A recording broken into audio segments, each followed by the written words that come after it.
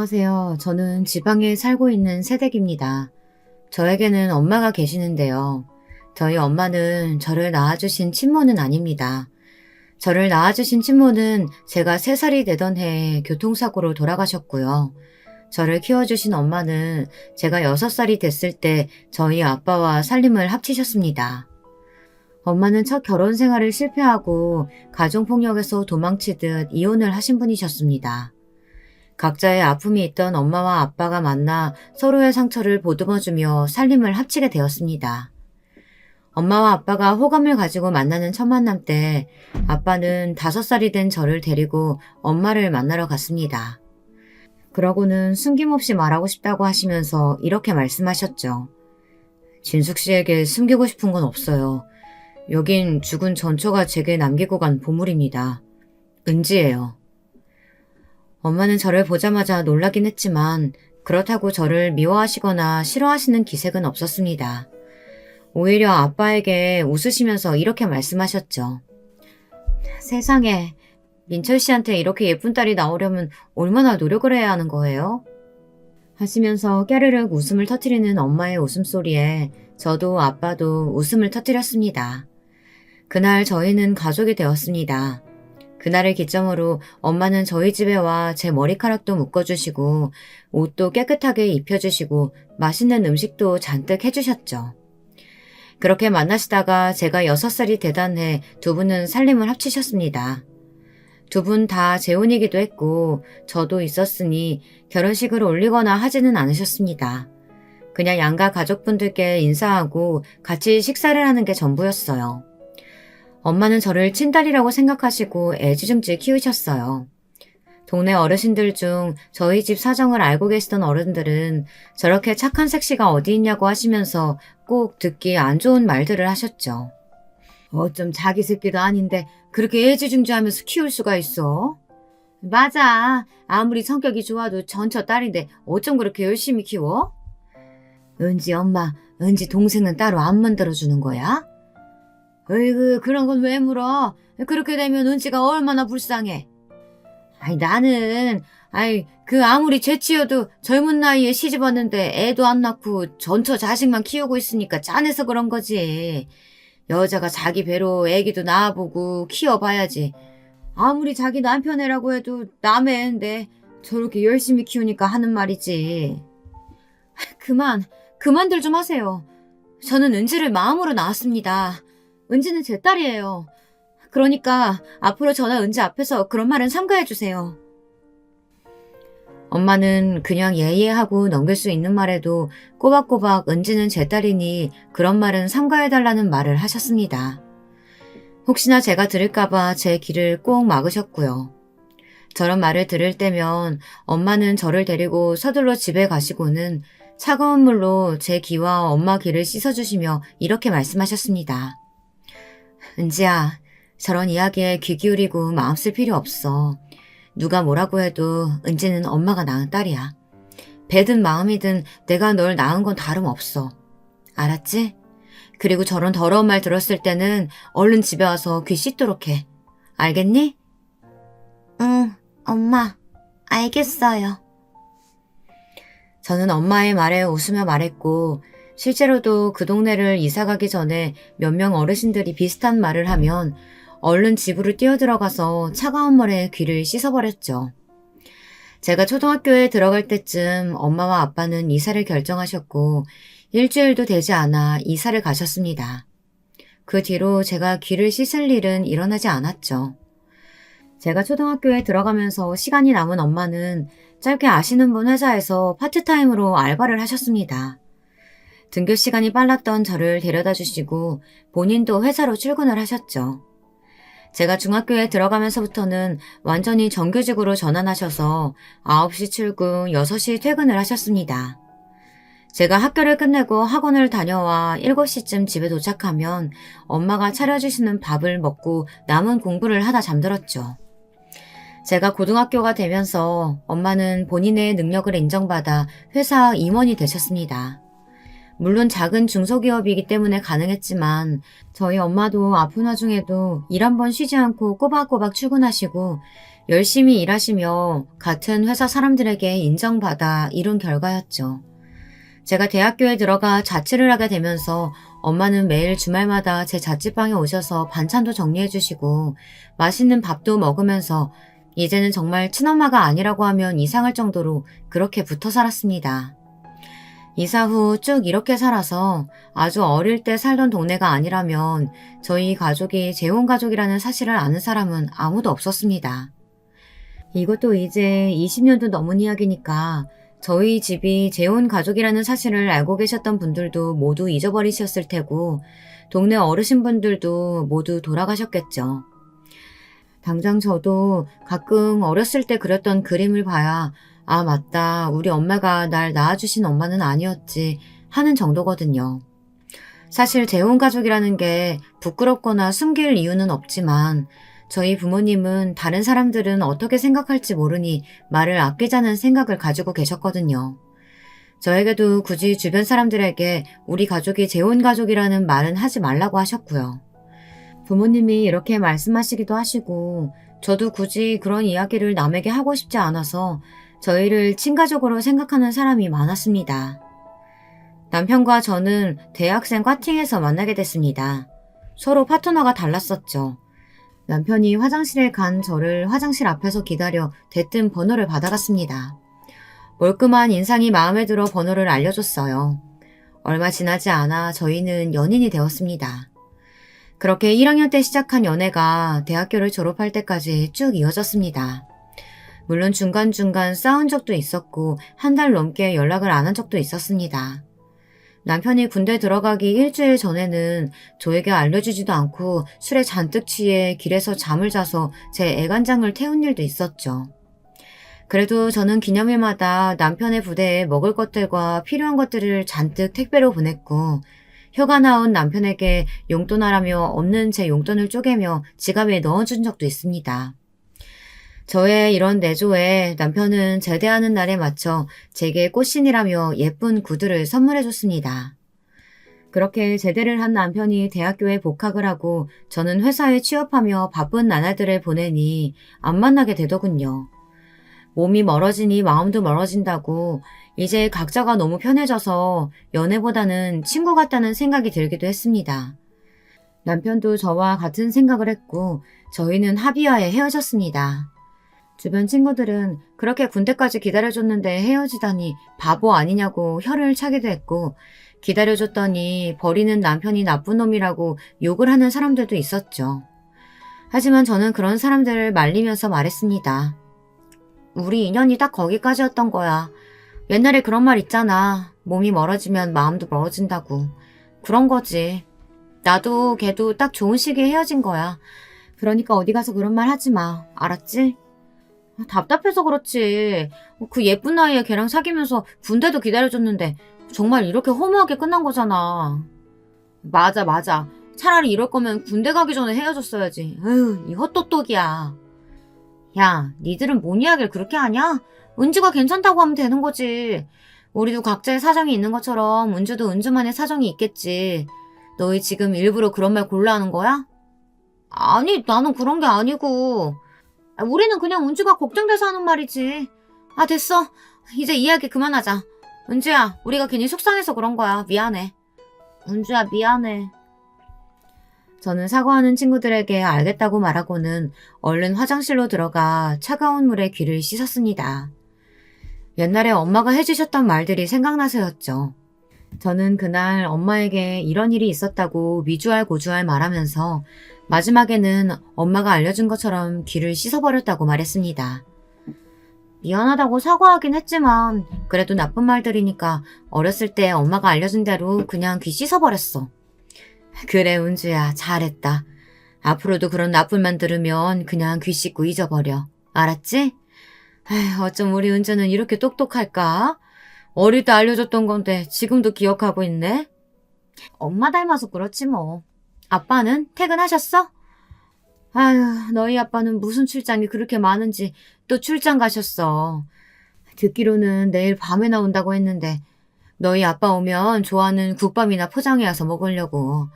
너희 아빠는 출장 다녀오면 꼭 그 집 국밥을 찾더라.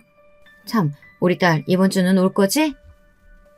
응, 안 그래도 이번 주말에 가려고 했는데 그때 나랑 같이 국밥집 가서 포장해 오면 되겠다. 엄마 혼자 가지 말고 꼭 나랑 같이 가야 돼. 알았지? 그래, 오랜만에 가족이 다 모여서 맛있는 밥 먹겠다. 너는 좀 일찍 와. 엄마가 점심에 맛있는 거 해줄 테니까 그거 먹고 너희 아빠가 좋아하는 국밥 사러 같이 가가지고 포장해 오자. 응, 알겠어. 엄마, 문단속 잘하고 자요. 알았지? 엄마와 짧은 대화를 하고 잠이 들었던 그날 새벽, 엄마에게 다급하게 걸려온 전화 한 통에 잔잔했던 제 일상이 크게 한번 뒤집어졌습니다. 시끄러운 휴대폰 전화벨 소리에 눈도 제대로 뜨지 못하고 손으로만 침대 위를 더듬거려 받은 휴대폰 너머에서는 떨리는 숨소리만 들리더군요. 여보세요? 누구세요? 휴대폰 화면도 제대로 보지 못하고 받은 전화라서 누가 걸었는지 몰라 귀에서 핸드폰을 떼고 발신인을 확인했더니 엄마였습니다. 시계를 확인하니 새벽 3시가 조금 넘은 시간이었어요. 이 시간에 엄마가 전화를 걸었다는 게 이상해서 눈이 번쩍 떠지더군요. 여보세요? 엄마, 왜 그래? 무슨 일 있어? 여보세요? 몸을 번쩍 일으켜 앉아 다급하게 엄마를 부르며 무슨 일이냐고 물었지만 엄마는 아무 말도 하지 못하고 흐느끼는 숨소리만 들리더군요. 당장 집으로 내려가겠다고 이야기하며 방 안에 불을 켰는데 그제서야 엄마가 작은 목소리로 제 이름을 부르셨어요. 은주야. 우는 것처럼 흐느끼며 제 이름을 부르는 엄마의 모습이 너무 선명해져서 저는 다급하게 말했습니다. 엄마, 지금 일어나 있어? 그럼 얼른 자리에 앉아. 제 말에 휴대폰 너머에서는 바스락거리며 엄마가 움직이는 소리가 났습니다. 저는 그 소리를 잠시 듣고 있다가 엄마에게 다시 말했습니다. 벽에 기대서 앉아서 시계 봐봐. 지금 새벽 3시야. 나 여기서 지금 출발하면 7시 전에는 집에 도착해. 알았지? 응. 그러니까 울지 말고 조금만 있으면 나 엄마 앞에 짠하고 나타날 거야. 그러니까 무슨 일인지 알려줘. 그래야 내가 대비를 하지. 제 말에 엄마는 잠시 숨을 고르더니 말을 하셨습니다. 너희 아빠가 엄마 혼자 있는 게 걱정돼서 이 밤길에 올라오다가 저는 엄마의 말에 눈을 질끈 감아버렸습니다. 그리고 애써 떨리고 불안한 마음을 진정시키며 물어봤습니다. 병원에서 연락 온 거야? 사고 난 곳 인근에 큰 병원이 있어서 119가 출동해서 시간 안에 아빠를 데리고 왔는데 병원에서 아빠 상태에 대해 뭐라고 이야기했어? 사고가 너무 크게 나서 긴급 수술에 들어가야 하는데 보호자 서명이 필요하다고. 엄마가 우선 수술부터 해주시라고 했는데 은주야, 엄마 무서워. 어떻게 하니? 사람이 이런 상황이 오니까 오히려 차분해지더군요. 저는 흐느끼며 오시는 엄마를 진정시키며 차분히 엄마에게 이야기를 했습니다. 병원은 어디야? 세종시 연세병원. 그래, 알았어.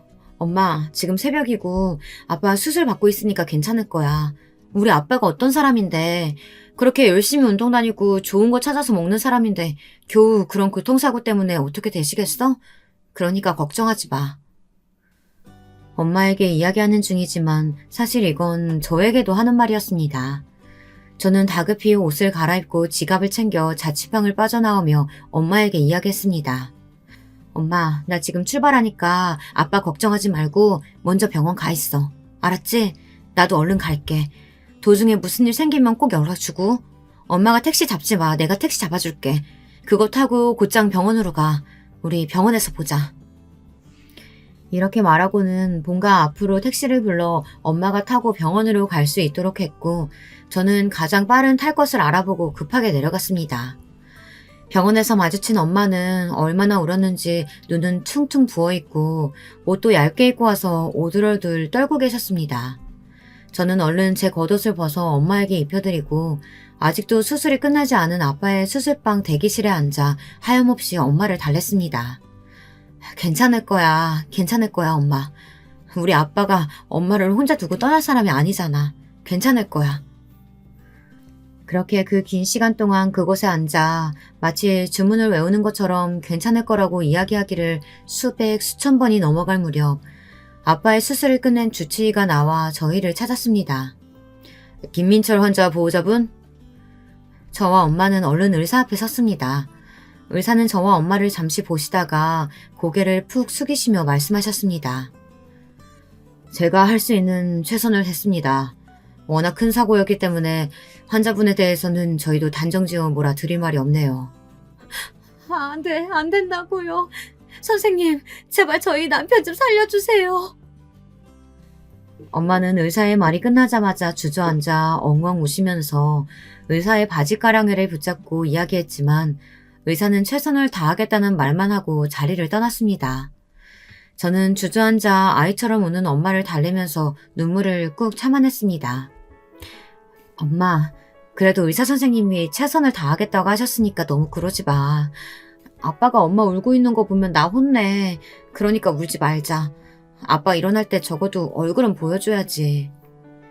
엄마는 제 말에 제품에 안겨 엉엉 우시다가 결국 기절하셨고 그대로 응급실에서 수액을 맞게 되셨습니다. 저는 기절한 엄마를 간호사님께 잠깐 부탁드렸고 간호사님도 걱정 말라고 해주셨습니다. 수술실에서 중환자실로 이동한 아빠의 면회 시간은 5분밖에 되지 않았어요.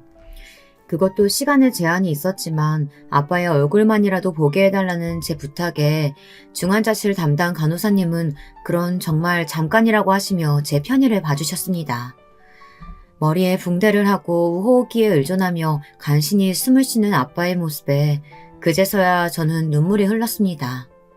이 글을 쓰는 지금도 아빠의 그 모습이 눈에 선합니다. 그날 어떻게 중환자실을 나왔는지는 기억나지 않지만 정신을 차리니 기절한 엄마 옆에 제가 앉아 있었습니다. 시계를 보니 아침 8시가 간신히 넘은 시간이었죠. 저는 엄마가 누워있는 침대에 엎드려 쪽잠을 잤습니다. 눈을 뜨면 모든 게 꿈이었으면 했는데 꿈이 아니더군요. 깨어난 엄마와 저는 허망하게 병원 대기실에 앉아 중환자실 면회 시간이 되기를 기다렸습니다. 면회 가능 시간이 되어 올라갔더니 하루에 2번, 한 번당 1명밖에 되지 않는다는 간호사의 안내에 저는 어제 보고 왔으니 엄마가 들어가라고 했고 엄마는 들어가서 아빠를 보자마자 다시 눈물을 터뜨리셨고 약속된 시간도 다 채우지 못하고 나오셨습니다. 세상에 그렇게 건강했던 사람이... 저를 부여잡고 오열한 엄마는 다시 한번 쓰러지셨습니다. 쓰러진 엄마를 일반 병동에 입원시키고 그 옆에 앉았습니다. 하루 만에 세상 모든 게 뒤집어진 상황에 아무 말도 하지 못하고 그저 기절한 엄마의 얼굴만 물 묻힌 수건으로 닦아드렸습니다. 시간이 조금 지나고 깨어난 엄마에게 수액이 다 들어갈 때까지는 누워있는 게 좋을 것 같다고 말씀드리고 저는 엄마의 병실을 나와 복도 의자에 앉아 핸드폰을 꺼내들었습니다. 회사에 출근하지 않아서 그런지 회사 번호로 여러 통의 전화가 와 있었어요. 그제야 현실에 있는 기분이었습니다. 제가 오지 않아 평소 친하게 지냈던 회사 동료들에게 무슨 일이냐며 문자와 부재중이 와 있더군요. 간단하게 부모님 건강이 좋지 않아 잠깐 본가에 왔다는 연락을 하고 팀장님께 전화를 걸어 아빠의 사고 소식을 알렸습니다. 죄송합니다, 팀장님. 새벽에 아버지가 교통사고를 당하셔서 급하게 본가로 내려와서 일을 처리하느라 제가 정신이 없어서 연락드리는 걸 깜빡했습니다. 정말 죄송합니다. 아이고, 됐어요. 안 그래도 신대리가 김대리한테 연락 왔다고 나한테 먼저 알려줬어요. 어차피 주말까지 이틀밖에 안 남았으니까 이틀 휴가 처리할게요. 금요일까지 부모님 옆에 있어드리고 월요일에 출근해서 상황 설명해줘요. 알았죠? 네, 팀장님, 감사합니다. 그럼 월요일에 올라가서 상황 설명드리겠습니다. 저는 팀장님과의 전화를 끊고 누워서 소리 없이 눈물만 흘리고 있는 엄마 옆에 앉았습니다. 엄마는 제가 자리에 앉자 흐르던 눈물을 닦으면서 자리에 일어나 앉으며 말했습니다. 회사는 어떻게 하니? 지금이라도 출근해야 하는 거 아니야? 아니야. 우리 회사 그렇지 않아. 안 그래도 팀장님이 월요일에 출근해서 상황 설명해달라고 하셨어. 월요일에 출근하고 회식계를 내던 퇴사를 하던 할 거니까 너무 걱정하지 말아요. 지금 프로젝트 맡고 있는 게 없어서 퇴사하게 되더라도 금방 처리될 거야. 그때까지만 엄마에 혼자 있는 게 걸리긴 하지만. 됐다 됐어. 퇴사는 무슨 퇴사야. 은주 네가 얼마나 노력해서 힘들게 들어간 회사인데 엄마 이제 다 울었어. 아빠 아프다고 엄마가 이렇게 무너질 수는 없지. 이제 엄마 괜찮으니까 이번 주말까지만 여기 있고 다시 올라가서 사회생활 해. 알았지? 엄마, 이 이야기는 다음에 하자. 월요일 새벽에 올라가면 되니까 그러지 말자. 그만 울어. 우리 엄마 예쁜 얼굴 퉁퉁 부어서 보는 내가 더 안쓰럽다. 엄마는 제 말에 고개를 끄덕이면서 저를 꼭 안아주셨습니다. 저도 엄마를 꼭 안아드렸죠. 이때까지만 해도 그래도 희망은 있었던 것 같습니다. 아빠가 꼭 살아서 중환자실을 나와 우리와 함께 병원을 퇴원할 거라고 말입니다. 하지만 그 희망은 다음날 새벽 완전히 박살이 나고 말았습니다. 상황 시각 오전 4시 30분 김민철 환자분 사망하셨습니다. 아빠는 결국 병원 침대에서 일어나지 못하시고 그대로 하나님의 곁으로 가셨습니다. 의사의 사망 선고에 엄마는 그대로 다시 기절을 하셨고 간호사님께서는 아빠에게 삽입되어 있던 삽입물들을 모두 빼기 시작하셨습니다. 잠시 유족분들은 나가주시라는 말에 저는 중환자실을 나와 복도 의자에 앉아 펑펑 눈물을 흘렸습니다.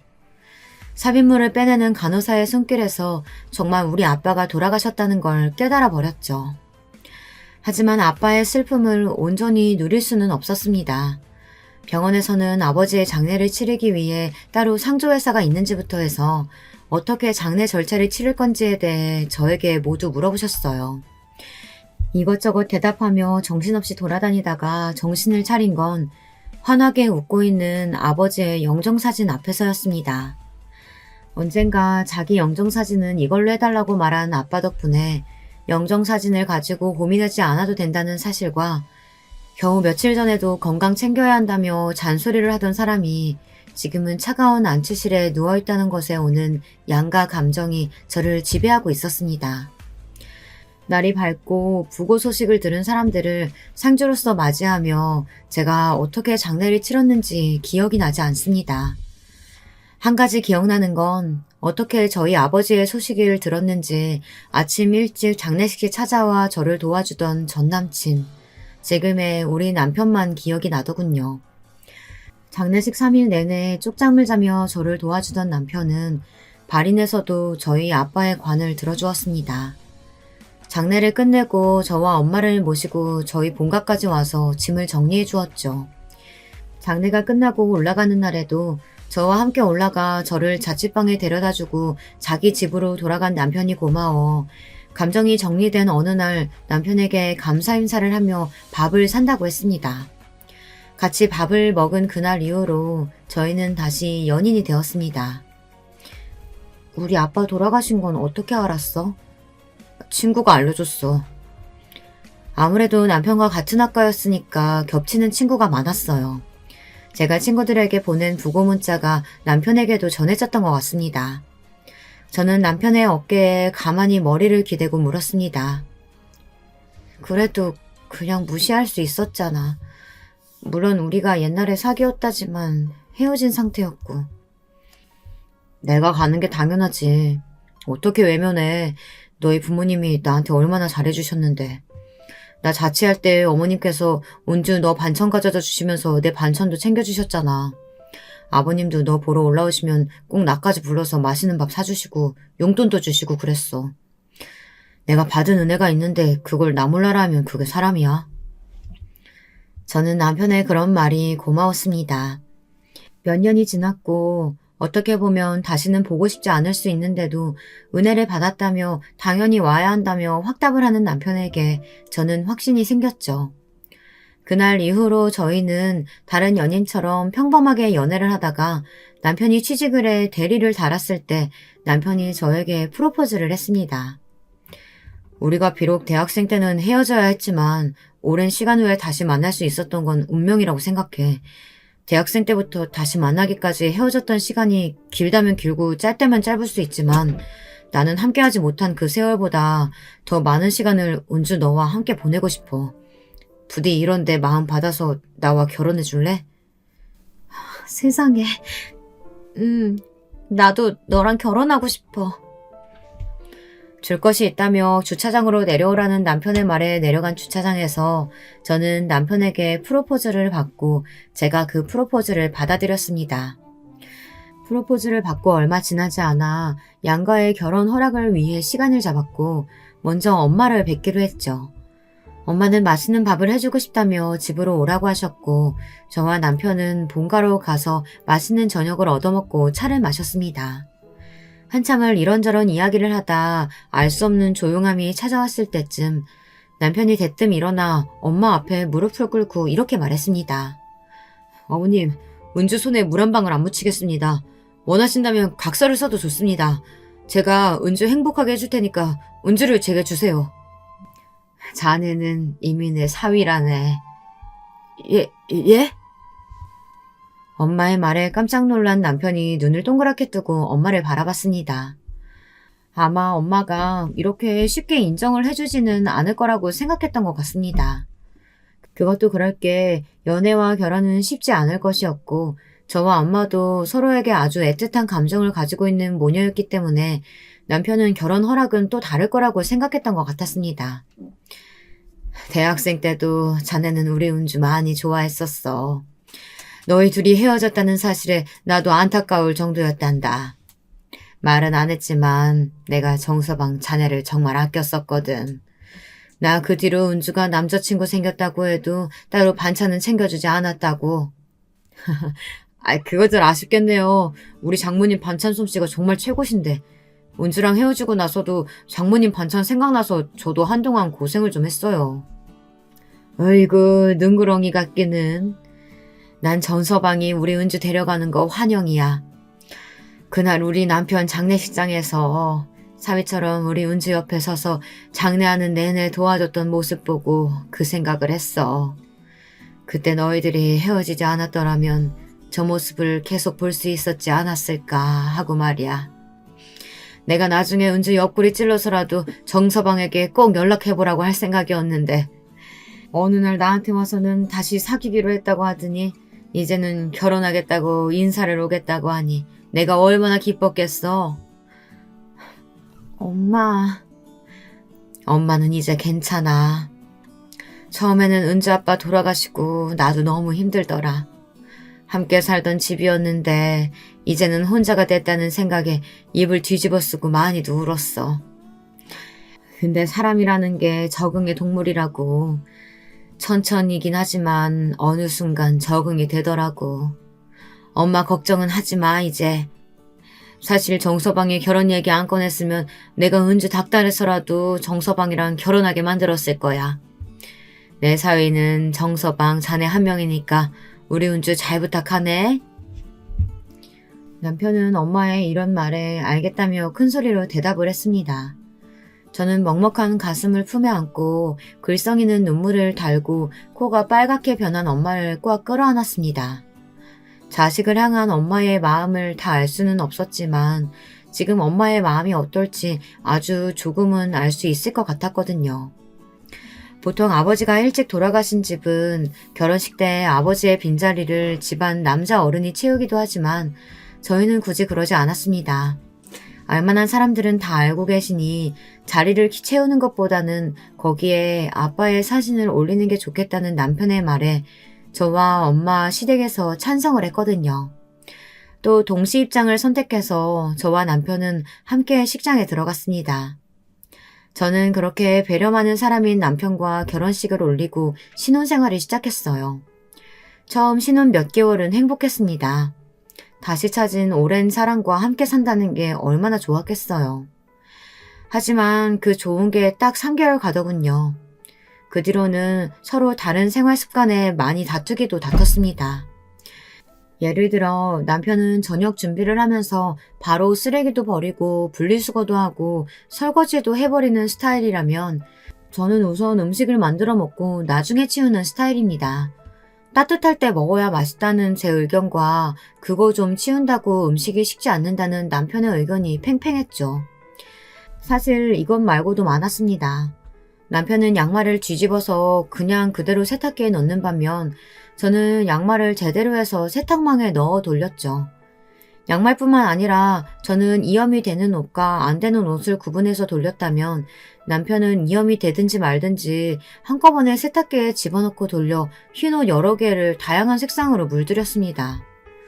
정말 사소한 것 하나도 다른 저와 남편이었지만 그래도 서로를 사랑하고 있었으니 저는 저대로 남편은 남편대로 꾹 눌러 참고 결혼 생활을 이어나갔죠.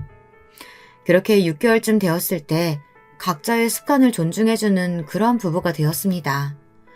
우리 부부 나름대로의 규칙이 쌓여갈 때쯤 남편이 갑자기 일을 그만두고 사업을 하고 싶다고 노래를 부르는 게 아니겠어요? 진짜 좋은 아이디어라니까? 말이 사업이지 투자야 투자. 이런 좋은 기회 그냥 날려버릴 거야? 우리 떼돈 벌 수 있다니까? 남편 말로는 요즘 같은 코로나 시대에 꼭 필요한 어플이라며 떵떵거리는 거 아니겠어요? 최근에 친해진 동네 형님이 하나 있는데 그 형님이 빅 정보라고 하면서 알려줬다고 신나게 떠드는 남편에게 저는 단호하게 이야기했죠. 세상에 그런 건 없어. 쉽게 돈 번다는 건 쉽게 돈을 잃을 수도 있다는 말이야. 그리고 우리 집에 투자나 사업이란 단어는 절대 있을 수 없으니까 그런 거 괜히 욕심내지 말고 열심히 일해서 돈 벌고 아낄 생각만 하자. 알았어? 물론 저도 처음부터 이렇게 반대한 건 아니었어요. 최근에 알게 되어 친하게 됐다는 그 동네 형님이 처음에는 재수씨 먹으라며 과일 바구니 같은 것도 남편을 통해 보내주기도 하고 좋은 공연 티켓이 생겼는데 자기는 일이 생겨 못 가니 부부가 오붓하게 갔다 오라며 공연 티켓도 주기도 했습니다. 그때는 부담스럽긴 했어도 저 역시 남편을 통해서 이것저것 보내드리고 했으니 서로 쌤쌤이라고 생각했죠. 그런데 어느 날부터 남편이 그 동네 형님이라는 사람과 밥이나 커피를 마시고 오면 코인, 주식, 투자를 입에 달고 하루 종일 그걸로 신나서 이야기를 하는 게 아니겠어요? 진짜 우리 주식 사야 한다니까? 그거 아니면 우리도 코인 같은 거 한번 해보자, 어? 내가 들었는데 그런 거 하면 진짜 10분 만에 돈을 100만 원도 벌 수 있고 그러더라고. 그만. 100만 원은 무슨. 그런 건 없어져도 되는 돈으로 하는 거야. 당장 맞벌이로 버는 돈으로 이 집 대출금 갚는 것도 버거운데 무슨 주식이야. 무슨 코인이야. 그런 거에 잘못 빠지면 인생 날아가는 거라고 몇 번을 말해. 그럴 돈도 없지만 설령 있다고 해도 절대 나는 안 할 거니까 그렇게 알아. 알겠어? 제 단호한 외침에 남편은 씩씩거리면서 말했습니다. 됐어. 내가 말을 말아야지. 아휴. 이러면서 꼬라지를 팍 내고 작은 방으로 들어가 버리는 거 아니겠어요? 저는 그런 남편의 행동이 너무 유치하고 어이없어 저는 저대로 안방으로 들어가 버렸죠. 그날부터 유치한 각방이 시작됐습니다. 그렇게 일주일쯤 각방 생활이 이어지고 있는데 남편이 다른 묘수를 생각했는지 대뜸 저에게 이렇게 말하더군요. 우리 생활비 각자 월급에서 150만 원씩 각출해서 생활비 통장에 넣자. 거기에서 대출금 빠져나가게 하고 생활비로 쓰면 되잖아. 그럼 남은 월급은? 그건 각자가 알아서 하는 거지. 저는 남편의 이런 행동이 정말 화가 났습니다. 그렇게 제가 반대를 했는데도 코인이니 주식이니 투자를 하겠다고 저러는 사람이라니 한숨이 절로 나더군요. 그래, 당신 마음대로 해. 대신 생활비 통장은 내 명의로 해. 당신이 생활비까지 손대면 안 되니까. 알았어? 하루라도 생활비 통장 들어오는 돈 늦으면 그 다음 달부터 당신 월급 통장은 내 통장 될 줄 알아. 알겠어? 응, 알겠어.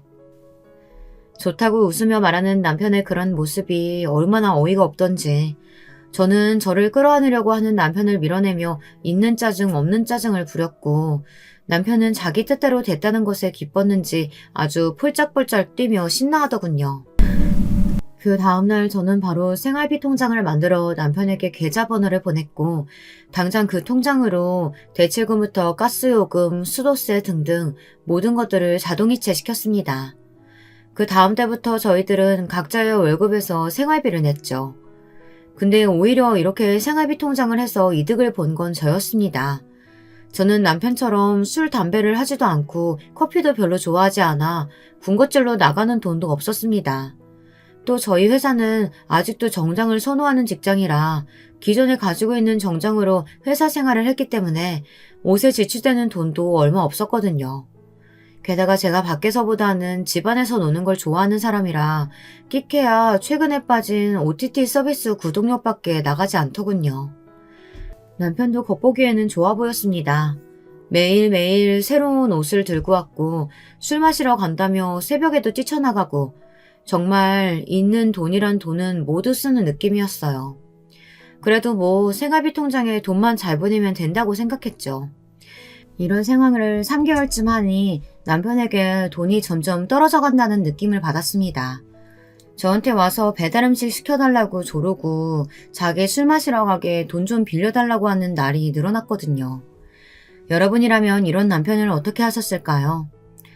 아휴, 저는 좋은 게 좋은 거라고 그래도 사랑해서 결혼한 사람인데 이런 것쯤이야 하면서 먹고 싶다는 배달 음식도 시켜주고 술 마시러 가서 기죽지 말라고 돈도 더 챙겨주고 그랬습니다. 사실 이러면 안 됐었었는데 다시 생활비 통장을 6개월쯤 쓰기 시작하면서 남편이 생활비 통장에 돈을 입금하는 날이 점점 늦어지는 게 아니겠어요? 저희 부부의 월급날은 10일입니다. 돈이 입금되면 저는 바로 생활비 통장에 넣는 반면 남편은 대출금이 나가야 하니 넣으라고 재촉을 해야 넣더군요. 필시 돈이 없을 이유가 있었지만 저는 모른 척하고 착실하게 생활비를 받았습니다. 그러니 남편이 대뜸 이렇게 말하더라고요. 150만 원 너무 많어. 100만 원으로 줄이는 건 어때? 저는 남편의 그런 말에 어이가 없어 바로 받아쳤습니다. 뭐래? 생활비 통장에 너 150, 나 150 넣으면 딱 300이야. 우리 대출금만 원금 플러스 이자해서 200만 원이야. 100만 원으로 식료품 사고 생활물품 사면 딱 맞는데 무슨 생활비를 줄여. 남편은 제 말에 툴툴거렸고 저는 남편이 그러던지 말던지 아무 말 하지 않았습니다. 그 후로도 몇 번 더 줄이자고 이야기했지만 통장을 까고 보여주니 아무 말 못하더군요. 시간은 빠르게 흘러 다시 6개월이 지났을 무렵 남편은 떵떵거리며 자기가 주식으로 얼마를 벌었고 코인으로 얼마를 벌었는지 아냐며 맛있는 것을 한가득 들고 와서 저에게 자랑스럽게 말하더군요. 저는 그런 남편을 보며 속으로는 혀를 찼지만 겉으로는 대단하다며 박수를 쳐줬죠. 그러자 남편이 이러는 거 아니겠어요? 그러니까 이제 당신 그만 쉬어. 내가 이 돈으로 아주 잘 살게 해줄 테니까. 뱃속에 애기도 힘들 거 아니야. 네, 저는 그 사이 임신을 했고 벌써 임신 5개월 차가 됐습니다. 임신을 했지만 회사를 그만둘 생각은 없던 저에게 남편이 이제 자기도 투자하는 흐름도 알았고 배도 더 불러올 테니 회사를 그만 다니라고 꼬시면서 저에게 카드를 하나 주더군요. 자, 이거 받아. 뭐야 이게? 뭐긴 뭐야, 카드지. 한도는 내가 알아서 설정했어. 당신은 이제 내가 벌어다주는 돈 쓰면서 태교나 해. 내가 당신이랑 애기는 제대로 책임져 줄 테니까. 이렇게 으쓱거리며 말하는 남편이 귀엽게 느껴진 저는 그런 남편에게 말했습니다. 그래도 언제 어떻게 될지 모르는 게 인생인데 8개월까지는 채우고 휴직을 하든 퇴사를 하든 할게. 알았지? 에헤이, 남편이 이렇게 돈을 잘 버는데 무슨 소리. 그냥 내가 벌어다주는 돈으로 살으라니까. 결국 저는 남편의 말에 알겠다고 하며 카드도 받았고 그 다음날 출근하면서 휴직계를 냈습니다. 사실 저도 그냥 눈 딱 감고 퇴사를 할까 했지만 정말 사람 인생이라는 게 어떻게 될지 모르니까 그냥 남편에게는 퇴사를 했다고 거짓말을 하고 휴직을 했습니다. 그렇게 집에서 집안일도 하고 뱃속 아이의 태교를 하며 하루하루를 보낼 때쯤 남편이 저에게 사업을 하겠다고 하더군요. 사업? 무슨 사업? 아니, 형님이 이번에 괜찮은 어플에 투자한다고 하시는데 내가 보기에도 괜찮은 것 같아서 투자도 좀 해보고 거기 사업에 본격적으로 뛰어들고 싶어서. 근데 그걸 하려면 당장 돈이 더 필요하니까. 이러면서 말끝을 흐리는 거 아니겠어요? 저는 남편에게 단호하게 이야기했습니다. 나는 돈 없어. 우리 엄마 돈도 안 돼. 아니, 누가 뭐래? 남편은 도리어 자기가 화를 내며 작은 방으로 들어가 버렸고 저는 그런 남편에게 아무 말 하지 않고 안방으로 들어갔습니다. 지금도 불안해서 완전히 퇴사하지 못하고 휴직계만 냈는데 당장 저렇게 나오니 불안하더군요. 저는 엄마에게 전화해 남편이 요즘 다시 사업병에 빠졌다고 툴툴거렸고 엄마는 그런 저에게 원래 남자들은 다 그런 거라며 저를 다독여 주셨죠. 뭐 먹고 싶은 건 없고? 없긴 왜 없겠어. 엄마가 해준 국수도 먹고 싶고 엄마가 해준 김밥이랑 엄마가 해준 된장찌개도 먹고 싶다. 이런 제 말에 엄마는 얼른 올라가서 너 먹고 싶은 거 잔뜩 먹여야겠다며 신이 나서 말씀하시더군요. 어? 올라온다니? 나는 그런 소리 못 들었는데? 아니. 정서방이 너가 요즘 장모님 음식을 그렇게 찾는다고 이야기해서 엄마랑 정서방이랑 이런저런 이야기했는데 엄마가 올라가서 너 좀 끼고 먹이려고. 안 그래도 정서방한테 들으니까 은주 너 회사도 그만두고 집에만 있는다며? 이럴 때 엄마랑 놀아야지. 안 그래? 저는 당황한 사람처럼 와다다 말을 쏟아내는 엄마의 말에 괜히 남편이 저를 걱정해줬는데 내가 좀 너무했나 하고 생각하며 엄마한테 올 거면 얼른 올라와서 맛있는 거 많이 해달라고 이야기했습니다. 엄마와 전화를 끊고 저는 한숨을 내쉬며 생각했습니다. 그래도 와이프라고 저 생각해서 자기 불편할 텐데도 장모님 올라오시라고 한 남편이 기특해서 작은 방 문을 두드렸습니다. 왜? 퉁명스러운 남편의 목소리에 저는 한숨을 내쉬며 말했습니다. 엄마는 왜 올라오라고 그런 거야? 제 이런 말에 남편이 다급한 발소리가 들리더니 벌컥 문이 열리더군요. 당신 어떻게 알았어? 장모님이 다 말하셨어? 뭘? 당신이 올라오라고 했다며? 근데 당신 괜찮겠어? 아무리 장모님이라고 해도 남인데. 제 이런 말에 남편은 웃으면서 말하더군요. 장모님이 남인가? 이왕 이렇게 된 거 장모님이랑 함께 육아하는 것도 좋을 것 같은데 당신은 어때? 나는 괜찮은데 당신은 괜찮겠어? 나는 당신만 좋으면 다 좋아. 자자, 시간도 늦었고 당신도 배에 쑥쑥이 때문에 피곤할 거 아냐. 어영부영 말을 하며 저를 데리고 안방으로 가는 남편에게 적금 통장을 쥐어주며 제가 줄 수 있는 돈이라고 이야기를 하고 남편은 고맙다고 하며 통장을 받았고요. 시간이 흘러 엄마가 올라와서 같이 사는 게 익숙해질 무렵 남편이 조금씩 늦게 들어오는 날이 늘어나더니 어느 순간 카드를 긁으면 바로 전화가 오더군요. 또 뭘 산 거야? 뭐긴 뭐야. 쑥쑥이 물건 산 거지. 당신 요즘 왜 그러는 거야? 전화를 받자마자 화를 내는 남편에 저도 버럭 화를 냈습니다. 안 그래도 뱃속에 아이 때문에 감정이 널뛰듯이 뛰는데 요즘 따라 돈으로 바가지 긁는 남편에 옆에 엄마 있다는 것도 잊어버리고 버럭버럭 화를 내는 일이 잦아졌습니다. 남편과 불같은 전화를 끊은 저에게 엄마는 저를 달래며 이야기를 하시더군요. 남자가 사업하려고 하니까 그러는 거야. 너도 힘들겠지만 정서방도 얼마나 힘들겠니? 너가 좀 이해해주고 그래야지. 아니 그래도 이건 아니지. 자기만 힘들어? 나도 힘들어. 저는 달래는 엄마의 말에도 아랑곳하지 않았고 엄마가 보는 앞에서 집에 들어온 남편과도 심하게 싸웠습니다. 너 카드값이 왜 이렇게 많이 나왔어? 집에 오자마자 카드 명세서부터 확인을 했는지 버럭 화를 내는 남편에게 저는 지지 않고 화를 냈습니다. 내가 내 거 산 것도 아니고 뱃속에 있는 쑥쑥이 거 샀는데 그것도 못해? 제 이런 반응에 화를 주체하지 못한 남편이 손을 번쩍 들더니 제 뺨을 후려치는 게 아니겠어요. 저는 남편의 힘을 못 이기고 뒤에 있던 소파에 털썩 주저앉았고 제가 남편에게 뺨을 맞자마자 엄마가 벌떡 일어나 남편을 힘껏 밀치더니 말씀하셨습니다. 정서방 지금 뭐 하는 거야?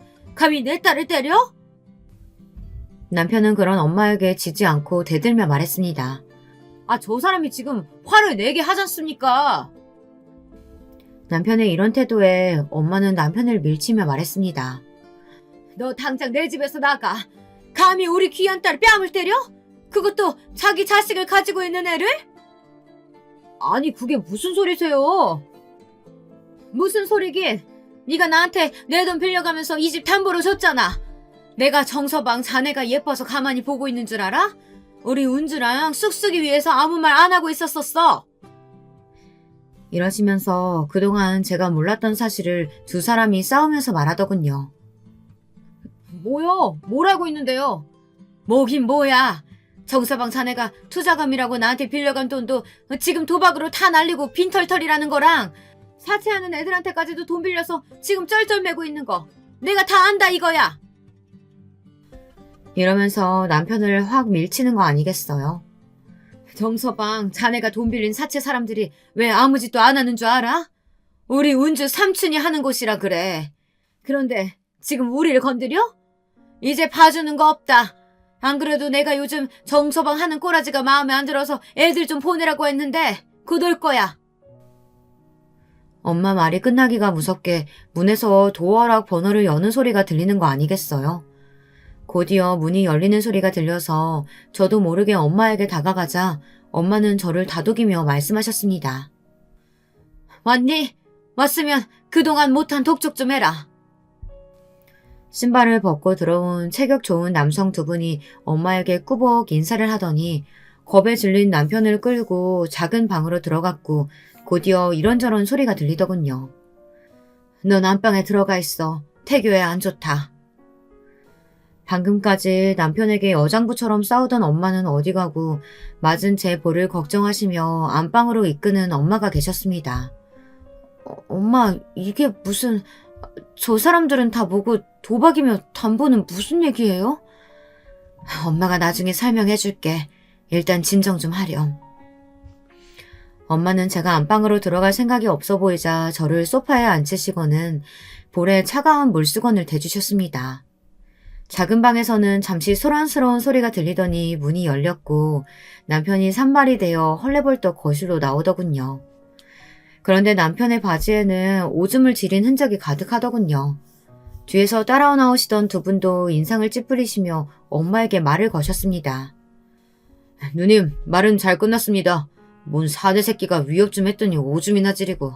에이, 사장님께는 제가 잘 말씀드리겠습니다. 앞으로 우리 또 보기 싫으면 잘하자. 알았어? 남편은 그런 두 분 앞에서 무릎을 꿇고 양손을 싹싹 들며 알겠다고 잘못했다고 빌더군요. 자네가 빌어야 하는 사람은 우리 은주 아닌가? 엄마의 이런 말에 남편은 제 앞에 엉큼 엎드려 잘못했다고 싹싹 빌었습니다. 오줌 자국이 가득한 채로 비는 남편의 모습이 얼마나 한심하고 어이가 없던지. 이혼하고 싶으면 이혼해도 괜찮아, 은주야. 알았지?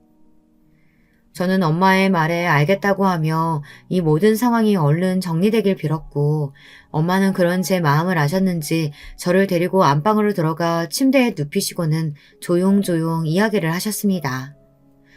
걱정 말고 푹 자. 자고 일어나면 모든 게 정리돼 있을 거야.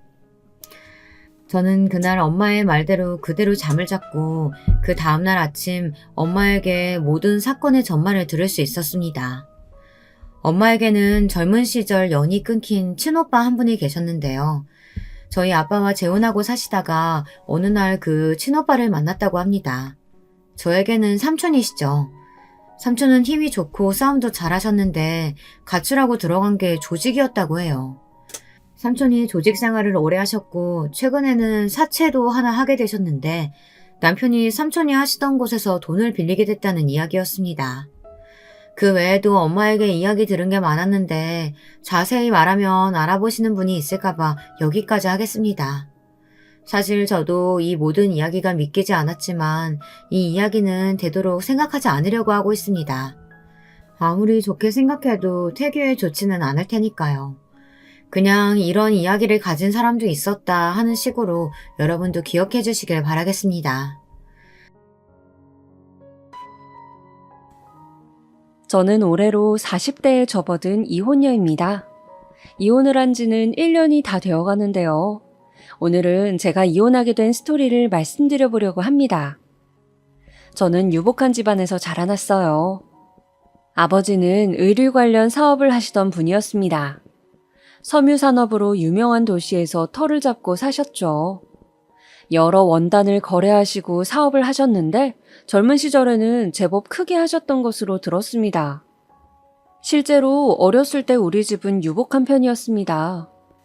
그런데 제가 20대 중반 대학 졸업을 앞둔 시기가 왔을 때 IMF가 오면서 사업을 정리하시게 되었죠. 그 후에는 부동산들을 관리만 하시며 지내셨는데 제가 대학을 서울로 갔던 그 해에 아버지가 보증을 잘못 써시는 바람에 집안의 재산이 거의 거덜이 났습니다. 그 많던 부동산을 전부 처분하고 우리 집은 거의 돈이 없어졌죠.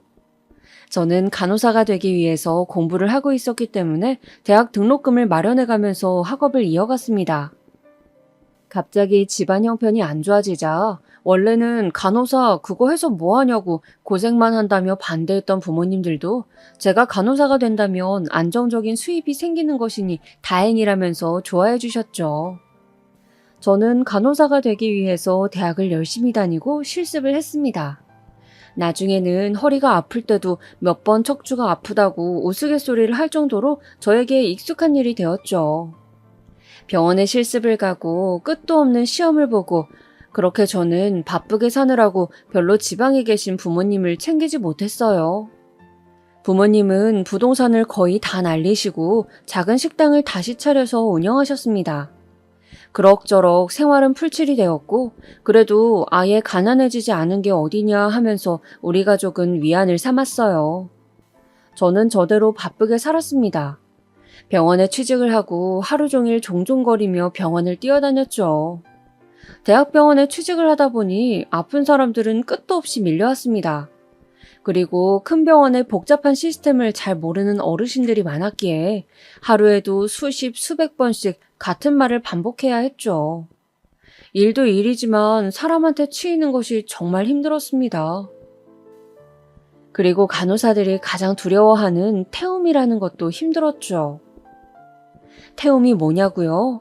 여자들이 많은 간호사 사회에서 선배 간호사가 의도적으로 일을 잘 알려주지 않고 밑에 있는 간호사를 괴롭히는 것이죠. 말하자면 왕따같이 못살게 군다거나 하는 그런 것들이요. 예를 들면 저한테 너 저 환자가 아무리 아프다 해도 진통제 주사 주지 말라고 선배 간호사가 어거지를 쓰는 겁니다. 의사 오더가 떨어졌어도 무조건 자기가 오기 전까지 진통제 주지 말라고 엄포를 놓고 가버리는 거죠. 그러는 사이 환자가 아프다고 진통제를 놔달라고 하면 저는 우왕좌왕하며 눈치를 보다가 실수를 하고 그러면 혼나게 되고 목적은 그냥 신입 간호사인 저를 골탕 먹이는 것. 그게 바로 일하면서 괴롭히는 문화인데 다 태워서 제가 될 때까지 괴롭힌다고 해서 태움이라고 말하죠. 그런 시간을 버티면서 저는 병원 한 구석에 처박혀 울기도 많이 울었습니다. 너무 힘들어도 집안 형편도 안 좋고 했기 때문에 일을 그만둘 수가 없었죠. 그런데 그런 괴롭힘을 당하며 일을 하는데 저를 챙겨주는 사람이 생겼어요. 바로 병원 신입 의사 중 한 명이었습니다. 그분은 힘들어하는 저에게 다가와 딸기 우유를 하나 내밀면서 말하더군요. 저도 지지난달에는 진짜 너무 힘들어서 사표 쓸 뻔했는데 우리 같이 좀만 더 버텨봐요. 그렇게 웃으며 저에게 손을 내밀었습니다. 보통 의사들은 간호사들과 말도 잘 섞지 않고 마치 다른 세상에 있는 사람들처럼 구는데 이분은 그렇지가 않았어요. 저는 그 쌤을 좋아하게 되었죠. 감히 고백할 수 없는 마음이긴 했지만요. 하루는 나이트 근무를 마치고 파김치가 되어 집으로 향하려는 참이었습니다. 병원 입구에 차 한 대가 와서 서는 것이었어요. 저는 차가 왜 내 앞에 와서 서나 피하려고 했는데 갑자기 차 창문이 내려가는 거였습니다. 지혜씨, 댁이 어디세요? 태워다 드릴게요. 저도 퇴근하는 길이거든요. 그 의사쌤이었습니다. 저는 그분을 정쌤이라고 불렀죠. 아, 정쌤 괜찮습니다. 저 버스 타고 가면 돼요. 아이, 그러지 말고 사람 무안하게 얼른 타요. 그렇게 저는 정쌤 차를 얻어 타고 아침 퇴근을 하게 되었는데 정쌤이 문득 저에게 그러시는 거예요. 누나 생일 선물에는 뭘 사면 좋을까요? 네? 아니, 누나 생일인데 뭘 사야 할지. 셋째 누나 생일이거든요. 첫째 누나랑 둘째 누나한테 물어봤더니 놀리기만 하고 대답도 안 해주고 해서요. 채. 와, 누나가 세 분이에요? 장가 못 가겠죠? 왜요? 성격도 좋으시고 재미있으신데. 장가 꼭 가실 수 있을 거예요. 그렇게 대화를 나누다가 정쌤이 배가 고프다고 해서 우리는 아침으로 콩나물 해장국까지 먹으면서 이야기를 나눴습니다. 그 일을 계기로 저는 정쌤과 무척 친해졌어요. 의사와 간호사가 그렇게 친하게 지내니 사람들이 좀 이상하게 쳐다봤지만 저는 어차피 언감생심 정쌤과 연애를 하거나 그런 생각은 없었기 때문에 그냥 친구처럼 지냈습니다. 그렇게 농담을 주고받고 지내는 나날들이 힘든 병원 생활에 큰 위로가 되었어요. 그러던 어느 날 문제가 생겼어요. 정쌤이 저에게 고백을 한 것이었죠. 저는 너무 당황해서 말을 더듬다가 도망쳐버리고 말았는데 정쌤은 자신은 의사라는 이유로 뭔가 장사하듯이 결혼할 생각도 없고 저의 순수한 면이 좋다면서 결혼을 전제로 연애를 해보면 어떻겠냐고 하는 거였습니다. 그리고 저는 망설이다가 결국 정쌤의 제안을 수락했죠. 그렇게 정쌤은 저에게 남친이 되었습니다. 다른 연인들처럼 자주 데이트는 할 수 없었지만 우리는 병원 안에서 그리고 가끔 밖에서 사랑을 키워갔습니다. 그리고 사귄 지 2년쯤 되던 어느 날 남친이 저에게 말했어요. 우리 이제 양가에 인사를 드리자고요. 그렇게 저는 예비시댁에 인사를 드리게 되었습니다. 남친이 잡아두었다는 한정식 집에서 부모님을 처음 뵙게 되었어요.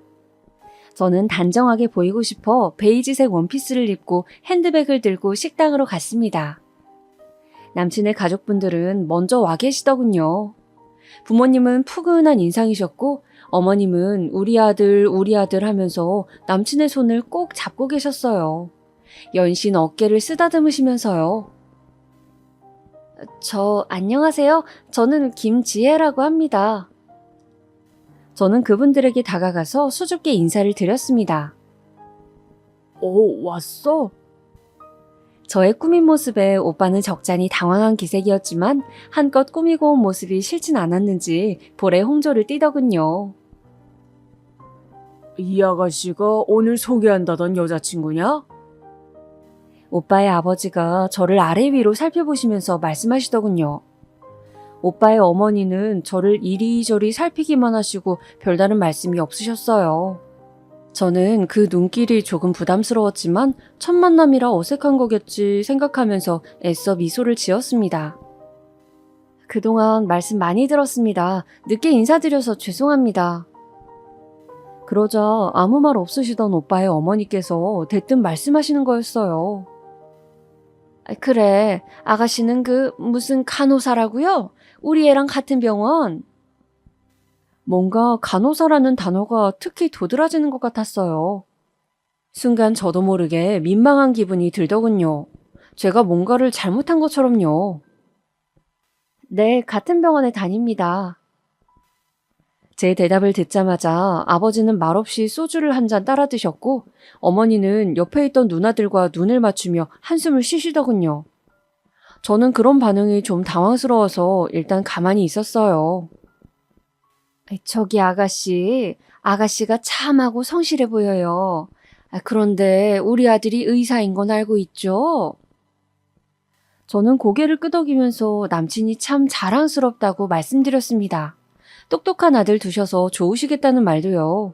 그런데 근데 둘이 좀 좋아지는 시간이 있다는 얘긴 내가 들었는데 우리 아들은 결혼을 하고 싶다고 하던데 아가씨 생각도 그런가요? 대뜸 어머님은 저에게 결혼 이야기를 하시는 거였어요. 저는 저희끼리는 그렇게 이야기가 되었다고 조만간 저희 부모님과도 식사 자리를 하려 한다고 말씀드렸습니다. 제 이야기를 듣던 남친의 어머니는 갑자기 표정을 굳히시더니 저에게 말씀하셨어요. 아가씨, 미안하지만 결혼에 대해서는 좀 신중하게 서로 생각해보는 게 어떨지.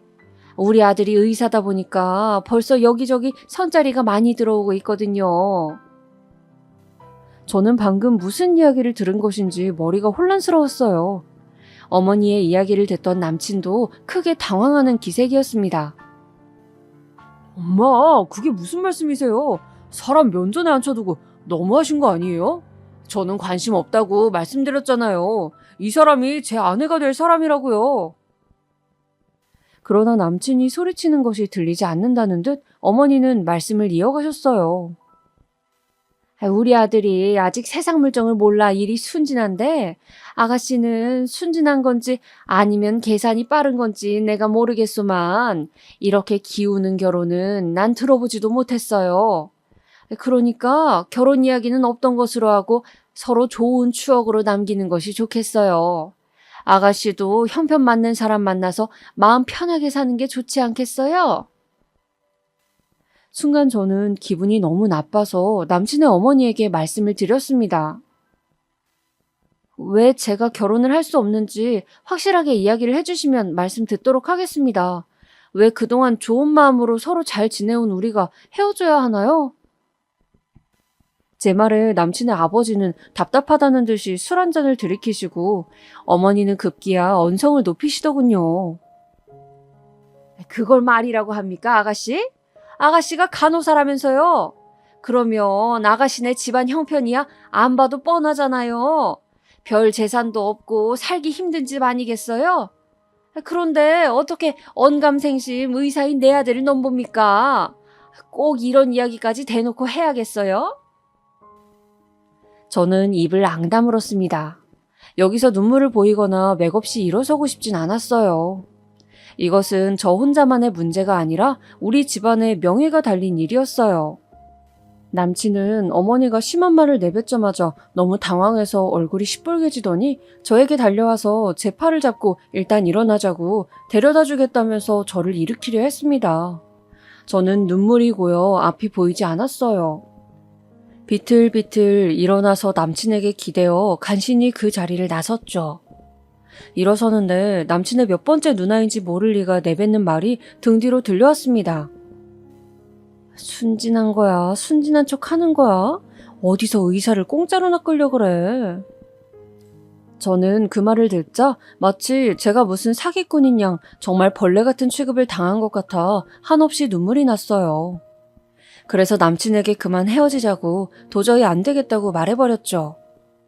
남자친구는 저에게 조금만 시간을 달라고 자신이 가족들을 설득해보겠다고 했지만 저는 더 이상 그를 만날 마음이 없었습니다.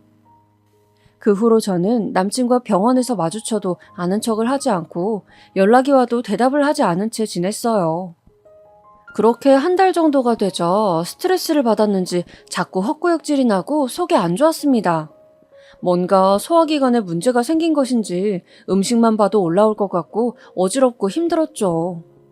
저는 안 되겠다 싶어서 병원을 찾아갔어요. 그런데 임신입니다. 축하드려요. 세상에, 제가 임신을 한 것이었습니다. 그러고 보니 일도 바쁘고 마음의 여유가 없어 생리기간을 건너뛴 것도 같았죠. 저는 어쩔 수 없이 남친에게 다시 연락을 해서 만나자고 했습니다. 만나서 얼굴을 보고 이야기를 해야 할 것 같았죠. 그렇게 약속 장소인 식당에 앉아 언제 임신이 된 것일까 곰곰이 생각해보니 부모님께 인사를 드리기 전에 함께 가평 펜션에 다녀왔는데 그때 생긴 아기 같았습니다. 분명히 피임을 한다고 했는데 아기가 생겨버린 것이었죠. 앞불싸 저는 눈앞이 캄캄했습니다. 왜냐하면 저는 정말로 헤어질 마음을 먹은 상태였거든요. 그런데 마치 드라마에서 본 장면처럼 병원을 가서 아기 심장 소리를 듣는 순간 제 마음 안에 작은 망설임이 생겨난 상태였습니다.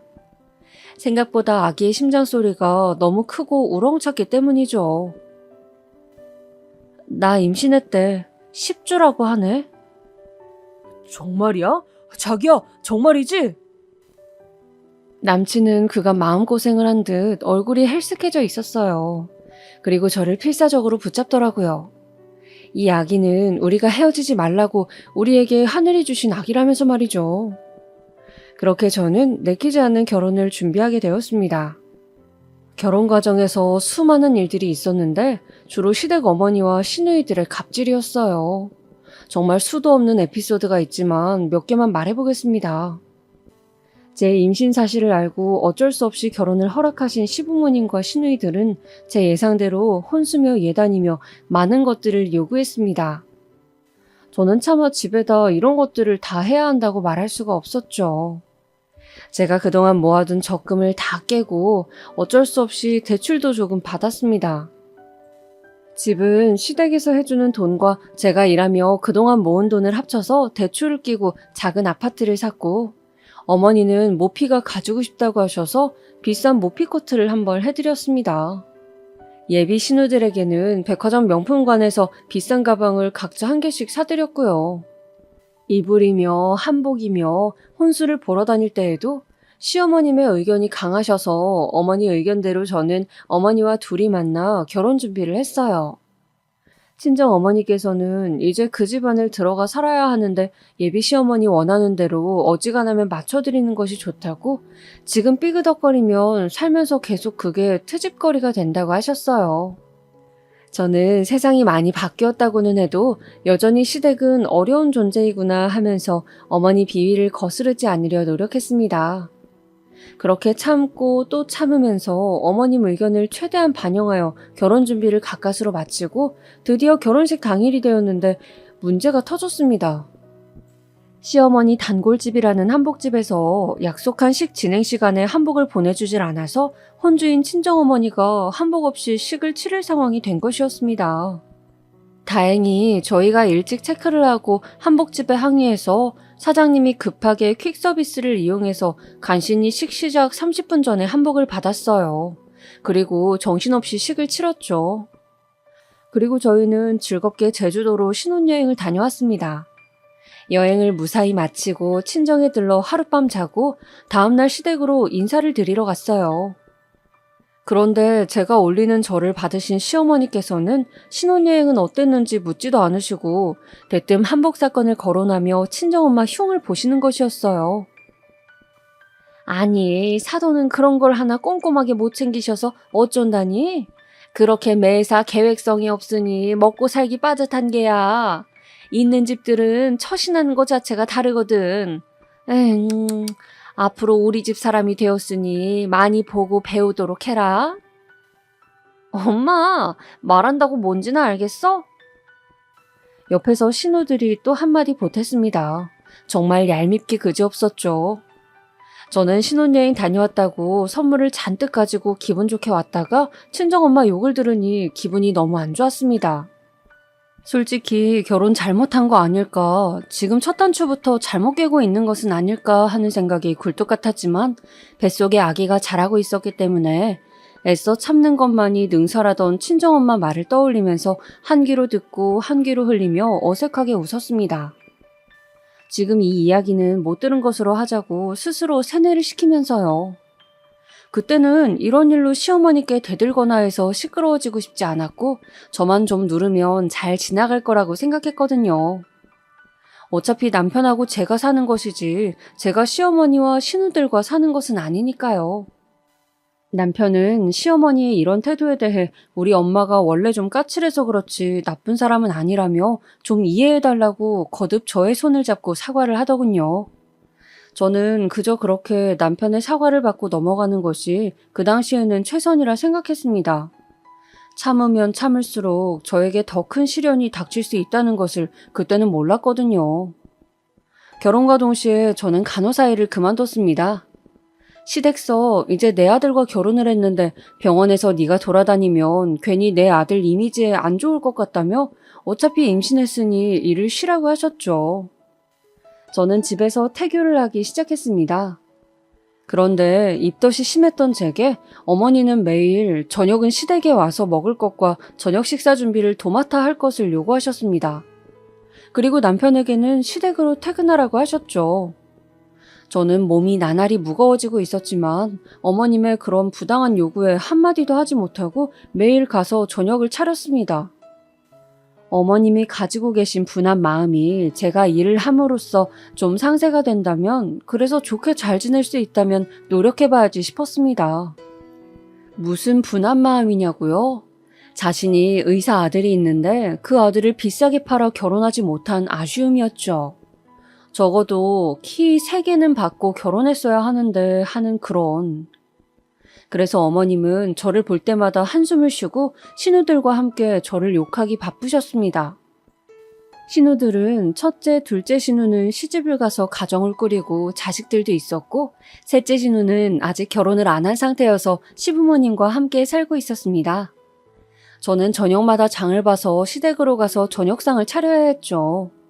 매일 다른 음식을 차려내고 설거지하고 치운다는 게 말처럼 쉽지가 않았어요. 더군다나 저는 임신한 몸이었으니까요.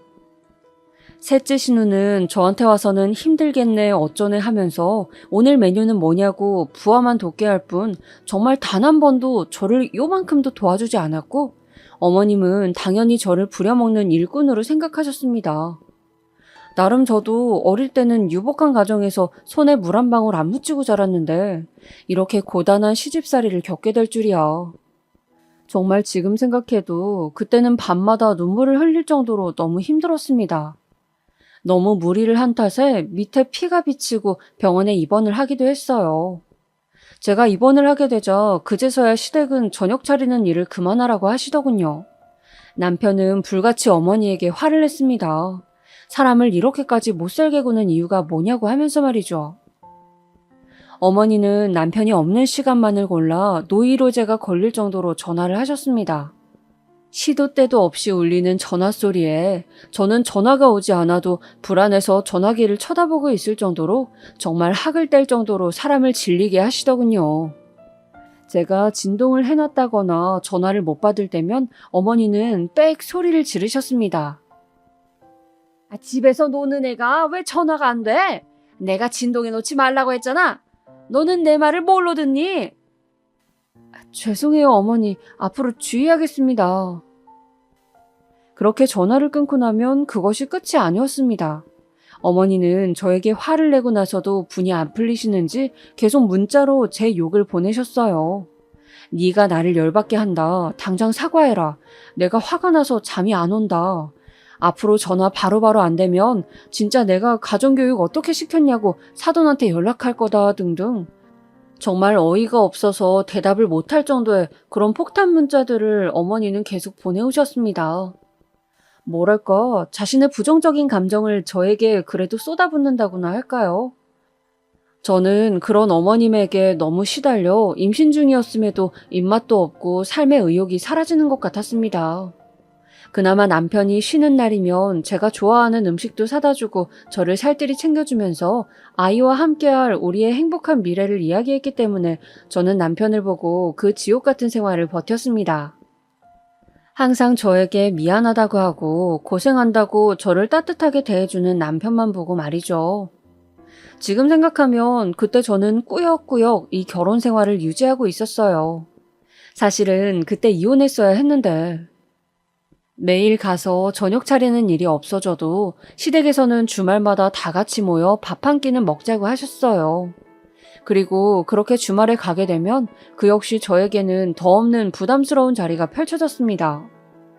모든 노동은 제가 다 해야 하고 신우와 시어른들은 앉아서 먹으면서 끝도 없이 이야기를 하는데 그 이야기의 주제라는 것이 전부 제가 듣기에는 진짜 속물적인 그런 이야기들 뿐이었죠. 첫째 형님은 남편이 자산 운용회사를 다니는데 돈을 만지면서 자신이 고객으로 모시는 부자들 이야기를 형님에게 해준다며 형님은 부자들의 세계는 이런 것이라는 식으로 항상 대화의 서두를 띄우곤 하더군요. 말하자면 이런 식이었어요. 있지, 부자들의 재산 수준에 따라서 누리는 문화가 얼마나 다른지 아니? 우리가 영화관 가고 뮤지컬 보고 그런 걸 문화라고 생각할 때 말이야. 그 사람들은 회원권을 산다고. 멋 모르는 일반 서민들은 비싼 가방이나 푼돈 모아서 할부로 사면서 내가 명품 걸쳤네. 나도 이 정도면 잘 사는 거 아닐까 생각하지만 말이야.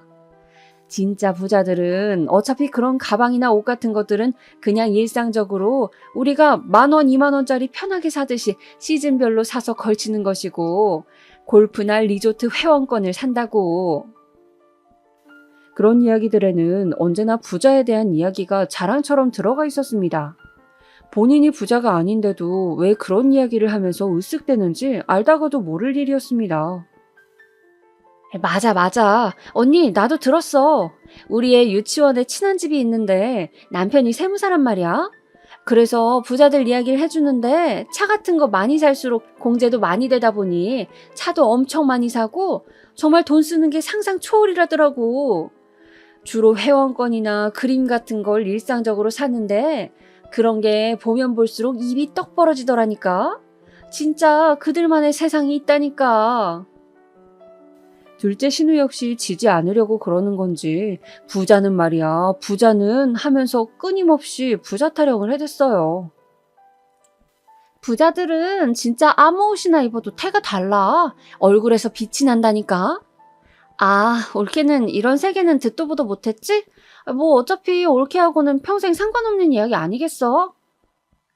셋째 신우도 자신이 클럽 가봤다면서 강남에서 본 젊은 부자들 이야기를 늘어놓는 것이었습니다. 그리고 그런 이야기의 끝에는 꼭 저에게 의견을 물어보더군요. 의도적으로 저를 씹으려고 일부러 말을 시키는 것 같았습니다. 아, 네. 저는 그런 건 잘 몰라서요. 그리고 돈이라는 것은 버는 것도 중요하지만 얼마나 소신 있게 쓰는지가 중요하다고 저는 생각하거든요. 그들이 그러든 말든 저는 저대로 항상 소신 있게 제 생각을 말했죠. 한때 부자로 살아왔는데 별거 없다는 것을 저는 누구보다도 잘 알고 있었으니까요. 아, 그래, 저게 바로 없는 사람들이 자존심 세우느라고 자기 열등감 감추려고 하는 소리야. 쥐뿔도 없으면서 말이야. 그렇게 끝도 없이 신우들은 제가 가난뱅이이고 부자들의 세계는 1도 모른다며 그래서 저렇게 당당하다는 식으로 저를 까내리며 대화를 종료했습니다. 저보다는 다들 형편이 낫다는 식으로 자기 위안을 삼는 것도 같았죠. 저는 사실 어릴 적부터 집에 골프채가 있었고 좋다는 리조트 회원권도 부모님이 가지고 계셔서 신우들이 말하는 그런 부자의 삶 같은 것은 아주 잘 알고 있었습니다. 집이 망하기 전까지 외제차가 아닌 국산차는 타본 적도 없고요. 그러나 저는 그런 것들이 별로 좋지도 않았고 내세우고 싶지도 않았었는데 가난해진 지금도 마찬가지입니다. 형님들은 도대체 왜 그런 게 그렇게 중요하다고 목에 핏대를 세우는지 아무리 생각해도 이해가 되질 않더군요. 그런데 제가 시댁에서 그렇게 시달리며 임신과 출산 기간을 보내는 동안 친정 형편에도 서서히 변화가 생기고 있었습니다. 망하는 것도 순식간이지만 형편이 좋아지는 것도 순식간이었습니다. 제가 아기를 낳고 아기가 돌이 다 되어갈 무렵 우리의 삶을 집어삼킨 코로나가 시작됐죠. 그런데 아이러니하게도 그 코로나가 우리 친정을 다시 부자로 만들 줄은 저도 전혀 몰랐습니다. 일의 시작은 이렇게 된 것이었죠. 자그마한 백반집을 하고 있던 엄마 아빠는 나름 동네에서 터를 잡고 있었습니다. 점심시간이면 오늘의 정식을 먹으러 오는 손님들이 꽤 많았죠. 그러던 중 옆집에 새로 수제 햄버거집을 오픈했다며 한 청년이 인사를 하러 왔다고 합니다. 요즘 사람 같지 않게 시루떡을 한 접시 들고요. 엄마는 떡을 들고 인사를 오는 게 너무 오랜만이라 마음이 푸근해지는 것 같아 그 청년과 가끔 수다를 떨게 되었대요. 그 청년은 대학을 졸업하고 학생 때부터 햄버거를 좋아해서 결국 창업을 하게 되었다고 했다는데 이야기 끝에 청년은 어머니도 저처럼 배달 어플 한번 써보세요. 이게 생각보다 쏠쏠하거든요. 라며 뭔가 어려워 보이는 어플이라는 것을 설명해 주었다고 합니다. 업체에 이야기하고 가게 메뉴나 금액을 올리면 사람들이 배달 주문을 시킨다는 것이었어요. 엄마가 나는 나이가 많아 이런 어려운 것은 잘 못한다고 자신이 없다고 했더니 청년이 선뜻 저에게 그러면 이거 어플 관리하는 거랑 배달하시는 분들 오시면 어떻게 하는지 배달 용기 같은 거는 제가 다 알아서 해드릴게요 하며 엄마를 도와줬다고 합니다. 그러다가 점점 주문이 많이 들어오자 엄마는 그 청년에게 본격적으로 아예 돈을 주고 어플 관리를 부탁했다고 해요. 청년은 댓글도 아주 세심하게 쓰고 배달 관리 전반을 맡아서 아주 열심히 해주었다고 합니다. 엄마는 소고기 국밥과 시래기 정식을 주 메뉴로 팔았는데 시래기국을 끓이는데 사용되는 된장을 직접 만드셨어요. 아주 정성이 들어간 된장이었죠. 그래서 보통 시중에 파는 된장과는 달리 깊은 맛이 난다고들 많이 말씀하셨어요. 그렇기 때문에 그 된장을 베이스로 한 들깨가루를 듬뿍 넣은 시래기국이 맛이 있을 수밖에 없었죠. 시래기 정식을 먹어본 근처 대형회사 직원들이 맛있고 깔끔하다, 엄마 손맛이라는 등의 댓글을 달아주자 장사가 갑자기 너무 잘 되었다고 합니다. 햄버거 가게 총각도 나중에는 본인 가게보다 엄마 가게가 너무 잘 되니 엄마 가게 직원으로 채용하게 됐고요. 그렇게 저의 친정은 다시 한번 큰 돈을 벌게 되었습니다. 엄마는 저에게 전화를 걸어서 이제 형편이 많이 좋아졌다고, 너 결혼할 때 아무것도 못 해준 게 내 마음의 한인데 이제라도 내가 외제차라도 한 대씩 뽑아주고 집도 한 채 사주겠다고 말씀을 하셨지만, 저는 괜히 시댁에서 알면 더 골치만 아파질까봐 일단 앞으로 장사가 어떻게 될지도 모르니 잘 가지고 계시라고 했습니다. 제가 살아보니 돈이 있을 때는 있는데 없을 때는 또 갑자기 없어지더라고요. 그렇게 저희 친정은 다시 부유해지고 있었습니다. 엄마는 형편이 좋아지자 옛날부터 하던 게 있어서 그런지 다시 좋은 집으로 이사를 가고 외제차를 사는 등 돈을 쓰기 시작했어요. 그래도 무리한 소비는 하지 않으시니 별 걱정은 없었습니다. 보증만 다시 안 서면 우리 집이 다시 망할 일은 없어 보였죠. 다만 저의 고민은 갑자기 결혼할 때와 달리 상황이 좋아진 친정 이야기를 남편과 시댁에 어떻게 하느냐는 거였습니다. 이런 저의 친정 상황을 신랑은 잘 몰랐습니다. 병원 일이 너무 바빠서 처가에 간 지 오래되었기 때문이죠. 일단 저는 상황을 좀 더 지켜보고 집안 형편 이야기는 나중에 차차 하기로 했습니다. 남편은 괜찮을 것 같았는데 시댁에서 괜히 사정이 좋아졌다고 하면 뭔가 바라는 게 있을 것 같았기 때문이죠. 저는 한 번씩 엄마가 보고 싶어 돌이 갓된 아기를 데리고 식당으로 놀러 갔어요. 엄마는 이제 일은 하지 않으시고 카운터에만 계셨습니다. 식당을 프랜차이즈화하자는 제안이 들어와 그걸 검토하느라 바쁜 나날을 보내고 계셨죠. 저는 문득 시누이의 이야기가 생각나 엄마에게 물어보았어요. 엄마, 골프 회원권이 그렇게 비싸요? 우리 예전에 회원권 있었지. 비싼 것도 있지. 요새는 1억씩 한다고들 하니까. 그러고 보니 다시 골프를 쳐야겠네. 나 골프 잘 쳤었는데 네 아빠도. 너도 같이 배울래? 내가 회원권 끊어줄게. 아유, 돌쟁이 아기 데리고 무슨 골프예요. 나 별로 취미 없어. 그리고 그냥 우리 신우들이 하도 골프 회원권 이야기를 하길래 뭐가 그리 좋은 건가 해서 물어봤어요. 역시 형편이 좋아져도 저는 별 관심이 가질 않았습니다. 애초에 그냥 생겨먹기를 돈 쓰는데 관심이 없는 사람인가 봐요. 저의 당시 관심사는 온통 아기 돌잔치에 있었습니다. 코로나로 다들 많은 인원을 초대하지 않고 양가 직계 가족들만 모시는 추세라 저 역시 가족들만 모시고 돌잔치를 하기로 했어요. 그냥 저렴한 곳을 찾아 하려고 했더니 친정엄마가 그러지 말고 내가 돈을 대줄 테니 좋은 곳에서 하라고 이셔서 어쩌다 보니 호텔 중식당에서 돌잔치를 하게 되었습니다. 어머, 올케가 웬일이야? 이런 센스가 다 있고 호텔에서 하는 거야? 우리 코스 요리 먹는 거야?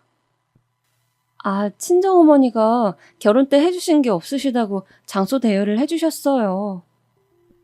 정말? 없는 양반이 그래도 눈치는 있으시네. 딸하고는 다르네. 근데 여기 밥값 내주시느라 이번 달 생활비 모자라시는 거 아니야?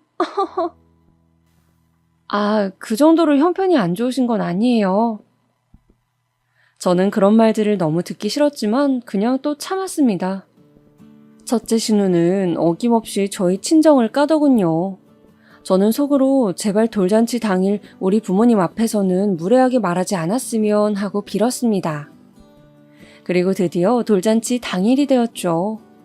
저와 신랑 그리고 아가는 준비한 순백의 의상을 입고 사진작가분과 미리 가서 사진을 찍었습니다. 제가 봐도 저와 신랑 그리고 아기의 모습이 너무나 흐뭇했죠. 저는 속으로 생각했습니다. 정말 시댁만 보면 100번 이혼하고 싶은데 남편을 보면 아깝고 어렵다고 말이죠.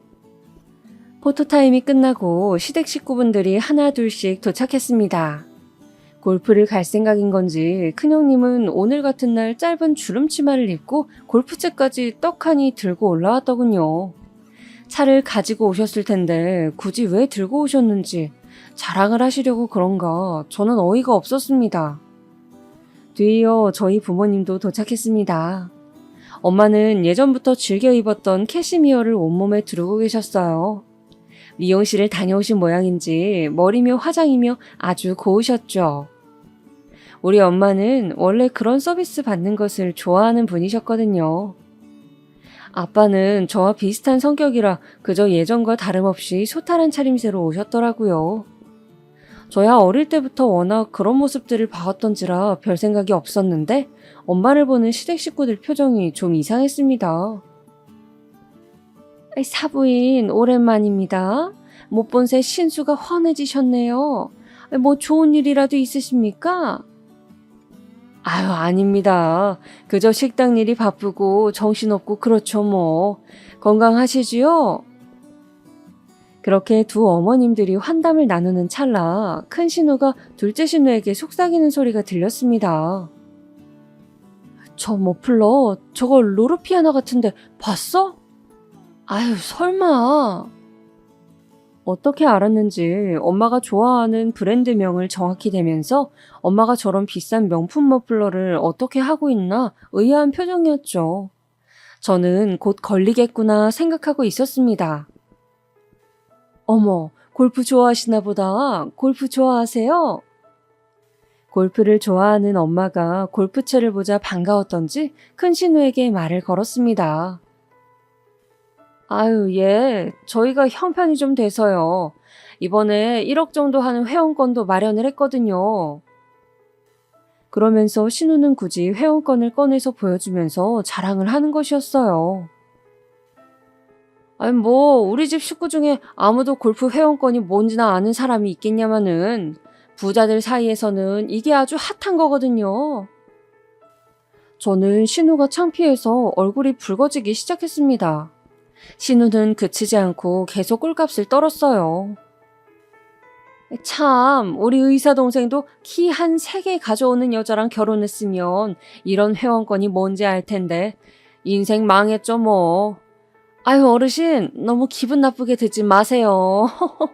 그냥 제가 누나 입장에서 안타까워서 그런 거니까. 그러니까 지금 제 딸하고 결혼해서 인생 망쳤다 이건가요? 정서방이? 엄마는 조금씩 화가 나기 시작하는 모양이었습니다. 저렇게 엄마가 화를 내기 시작하면 아무도 못 말리는데 저와 아빠는 급하게 엄마 눈치를 살폈습니다. 골프 회원권? 왜 리조트 회원권은 안 샀어요? 골프보다 리조트 회원권이지. 예, 우리 집에 리조트 회원권이며 골프며 다 굴러다니니까 네 마음에 드는 걸로 가져가라. 안 그래도 우리 형편이 좀 나아져서 너희한테 뭘 좀 해주고 싶었는데 강남에 아파트나 한 채 사줄까 했더니 고작 그런 회원권 하나면 되는 거였어? 당신들 어디서 졸부주제에 나대? 그런 회원권 하나 있으면 뭐 졸부도 안 되겠구만. 참 가짜나서 쬐깐한 년들이. 엄마는 속사포처럼 말을 쏟아냈어요. 그리고 벙쪄서 멍하니 쳐다보고 있는 시댁 식구들한테 마지막 한 방을 날렸죠. 실은 내가 오늘 정서방 주려고 차를 한 대 뽑아왔는데 그건 그냥 내 딸 줘야겠다. 도대체 이런 속물적인 집안이라니? 사돈, 저 오늘 제 딸 데리고 집에 갈랍니다. 여기 비용은 제가 다 지불했으니 마음껏 드시고 가세요. 그리고 정서방, 위자료 얼마 원하는지 말하게. 내가 바로 계좌이체 해줄 테니 그만 내 딸 놔주게. 이혼하라는 말일세. 손주도 내가 잘 키워줌세. 그렇게 엄마는 자리를 박차고 일어서서 저와 아기를 끌고 나가버렸어요. 시댁 식구들과 남편은 멍하니 저희의 뒷모습을 바라보고 있을 뿐이었죠. 나중에서야 저희 집이 다시 부자가 되었다는 것을 알고 시댁에서 엄청나게 매달렸습니다. 신랑 역시 자신은 그동안 잘하지 않았냐며 자기 얼굴을 봐서라도 이렇게까지 하지 말자고 했죠. 그러나 엄마는 주부 습진으로 벗겨진 제 손가락을 보고 또 제 이야기를 듣고는 더 이상 상종 못할 집안이라며 이혼을 강력하게 주장하셨습니다. 저 역시 남편이 저에게 잘해줬지만 일이 바쁜 사람이고 또 시댁에서 저를 부려먹었던 일들이 너무 큰 상처로 남아버려 결국 결혼 생활을 정리하게 되었죠. 막상 정리하고 보니 결혼하고 그렇게 아등바등 잘해보려고 애썼던 일이나 간호사로 일하면서 마음고생했던 일들이 아득한 옛일처럼 느껴집니다. 요즘은 친정에 있으면서 제가 배우고 싶었던 꽃꽂이도 배우고 서점에 가서 실컷 책도 읽어요. 아기 봐주시는 시터 이모님이 계셔서 저는 편안하고 자유롭습니다. 아직까지 완전히 이혼 절차가 마무리되지 않았고 가끔 깊은 밤 남편이 전화를 하지만 저는 받지 않습니다. 그저 그 사람과의 연은 한여름밤의 꿈처럼 제 인생에서 짧은 기억으로 남겨두고 싶네요. 좋았던 기억도 많았던 결혼이지만 결이 다르다고 하나요? 너무 가치관이 다른 사람들을 시댁으로 만나니 힘들었기 때문에 저는 다시는 그런 과오를 범하지 않으려 합니다. 제가 임신으로 결혼을 하고 또 결혼한 지 얼마 안 되어 돌쟁이 아기를 데리고 이혼한 것을 경솔하다고 말하는 분들도 분명 계실 텐데요. 저는 그렇게 생각합니다. 길을 잘못 들었을 때 아니라고 느껴지면 바로 유턴해서 나와야 한다고요. 그 길이 잘못된 길인데도 계속 앞으로 가버린다면 나중에는 정말 돌아 나오기 힘들지 않을까요? 오늘은 저의 이혼 이야기를 들려드렸는데요. 어떠셨는지 모르겠습니다. 부디 결혼으로 장사하려는 집과는 엮이지 마시고 결혼을 생각하는 모든 분들 현명한 선택하시길 바랍니다. 그럼 오늘 하루도 행복하고 건강하세요.